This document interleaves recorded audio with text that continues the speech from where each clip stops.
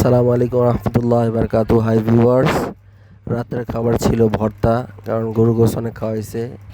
এটা হলো কাঁঠাল বিচে ভর্তা, এটা একটা শুটকি মাছের ভর্তা লাল মরিচ দিয়া, একটা কালি জিরা ভর্তা। আর এই যে আমি যেটা নিতেছি এটা হলো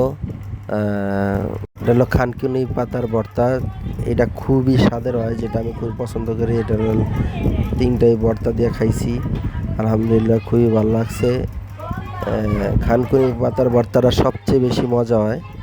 আর আরেকটা ভর্তা, ওইটাও মজা হয় কাঁঠালের বিচির, কারণ কুরবানির পরে গোস্ত খাওয়া হইতেছে কন্টিনিউ, আর আমি গোস্ত খাওয়ার মধ্যে পাগল। 3 বেলায় গোস্ত খাইতে পারি আলহামদুলিল্লাহ। এর মাঝে যদি আবার ভর্তা হয়ে যায় তাহলে বলাই অপেক্ষা রাখে না। তো ভর্তা আসলে যে কোনো মানুষের প্রিয়, আর যদি একটু স্পাইসি হয়, ঝাল হয়, তাহলে তো আরও মজা। আলহামদুলিল্লাহ খুবই ভালো লাগলো।